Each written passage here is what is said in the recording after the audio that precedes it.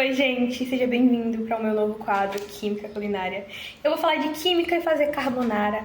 O meu assunto é fatores que afetam a solubilidade e forma de expressar a concentração. A gente vai precisar de uma gema, queijo parmesão ralado, bacon ou calabresa. Eu comprei calabresa porque estava mais barato. E macarrão. Cozinhando, eu vou falar com vocês um pouco sobre solubilidade. É a propriedade física de substâncias químicas se dissolverem ou não em determinado solvente, no caso líquido. Os solutos são compostos químicos que se dissolvem em outras substâncias, e os solventes são substâncias na qual o soluto será dissolvido. A solubilidade ela tem que ser um soluto ser dissolvido em um solvente, isso vai depender da temperatura, da pressão do ambiente, essas coisas assim.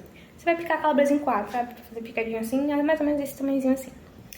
Então, nesse sentido, a compreensão desses aspectos é essencial para prever a quantidade máxima de soluto que pode ser dissolvido em um determinado solvente. Ou seja, a gente precisa de uma medida exata de soluto para ser dissolvido em solvente e assim por diante.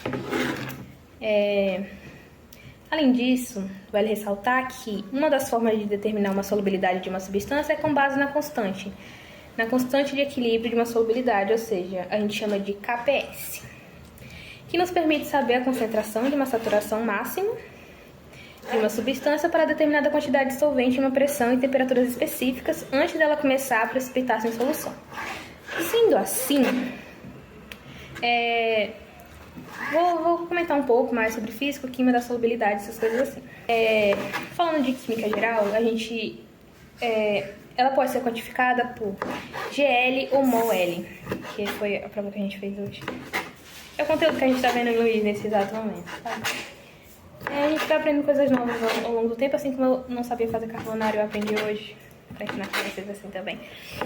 E é isso, né, gente? Tipo, as curvas da solubilidade são as divisões gráficas das mudanças de solubilidade em relação à temperatura e pressão. Como eu já havia dito, tipo, o soluto tem que ser dissolvido em um solvente, mas isso vai depender da temperatura do ambiente e da pressão no momento, entendeu? Tipo, a gente precisa de medidas exatas.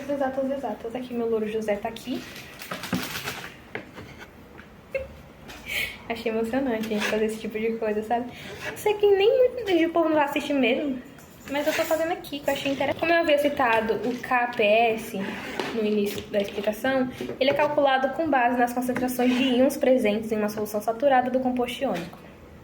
E é uma ferramenta valiosa para prever a solubilidade de compostos iônicos, entender a formação de precipitados e otimizar reações em soluções aquosas. Eu tinha esquecido essa palavra. Fatores que influenciam a solubilidade. Podem ser de natureza física e podem sofrer influência na presença de outros componentes na mistura. Ou seja, o soluto ou solvente pode fazer com que os fatores influenciem a solubilidade. A gente tem polaridade, compatibilidade química e assim a temperatura também, como eu já havia dito no começo.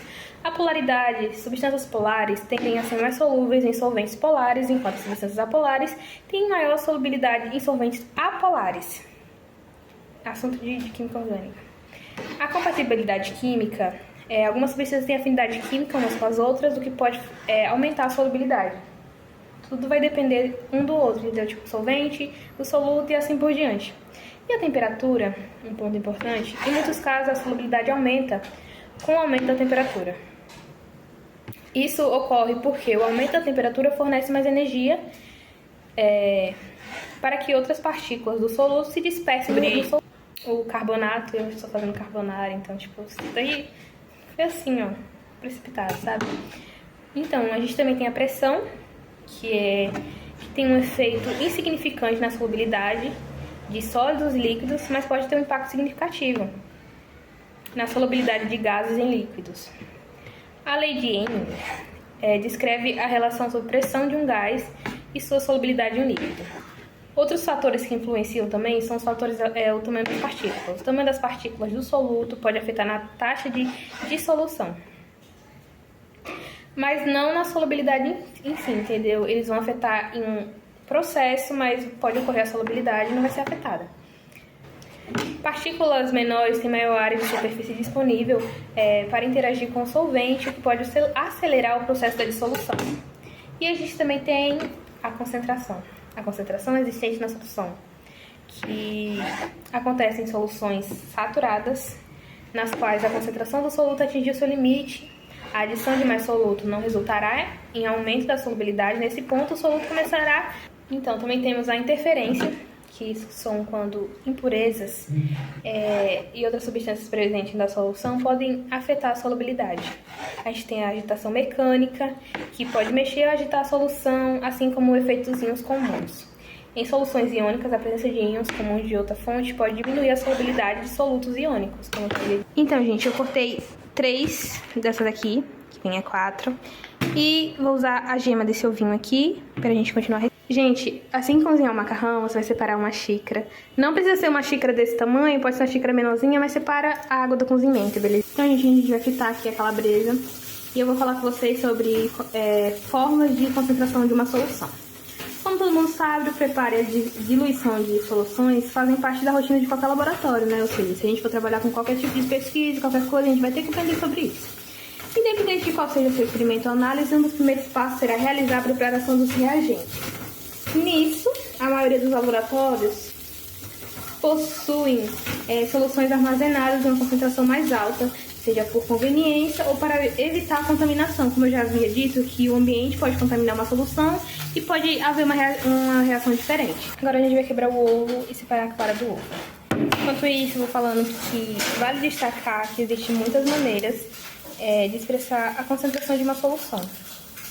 Por isso, é tão importante a padronização de medidas, ou seja, é importante que a gente deixe as soluções armazenadas de forma que a gente sabe a quantidade de soluto e a quantidade de solvente, para que não possa haver uma despadronização. Isso. Então, a obtenção dos resultados confiáveis exige que conheça os conceitos fundamentais, indispensáveis para qualquer procedimento analítico. Solução química, soluto e solvente. Só que aqui a gente vai adicionar diluição e concentração e solução estoque. A diluição, a gente vai diluir o solvente, uma solução, a gente vai diminuir a concentração do soluto. Já na concentração, a gente vai fazer uma relação entre a quantidade de soluto e a quantidade de solvente. E a gente também tem a solução estoque, que é a solução concentrada, pode ser armazenada e diluída conforme necessário, fornecendo soluções de menor concentração. Gente, assim que a calabresa estiver nesse ponto, a gente vai adicionar o nosso macarrão. Gente, escuta o barulhinho. Que delícia. A gente vai pegar a gema que a gente separou e colocar no macarrão. Tem que ser rápido e a água do cozimento. A gente vai adicionando aos pouquinhos a água do cozimento e mexendo. Gente, nessa parte a gente vai ter que fazer alguns cálculos que é para determinar a porcentagem da concentração da solução. E nisso a gente vai envolver a molaridade, que vai ser o número de mol da substância que a gente vai estar utilizando e o volume da solução. Também é nesse meio que vai entrar a porcentagem, que a gente vai tirar a porcentagem em massa, em volume e em massa de volume. Em massa a gente vai usar a massa do soluto, a massa da solução vezes 100%, que é como a gente vai tirar a porcentagem, como todo mundo sabe, né? Aí aqui a gente tem volume, que vai ser o volume do soluto, o volume da solução, vezes 100%.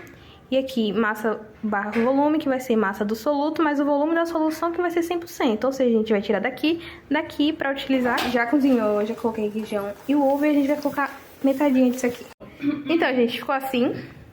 Bonito não ficou, mas ficou gostoso, é isso que interessa. A parte que eu tinha explicado pra vocês sobre os fatores de diluição, a gente vai ter uma pequena continha aqui.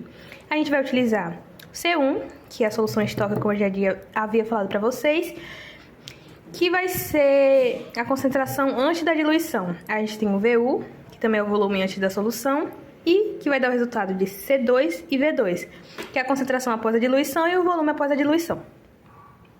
A gente tem que prestar atenção também que, ao calcular os fatores de diluição, é importante que as unidades de volume e concentração sejam as mesmas. Ou seja, a quantidade do solvente a ser adicionada é igual a V2 e V1. V2 e V1. Esse foi meu vídeo, o primeiro vídeo que eu fiz sério. Espero que vocês tenham gostado, o macarrão ficou muito bom. Façam aí se quiserem na casa de vocês e é isso.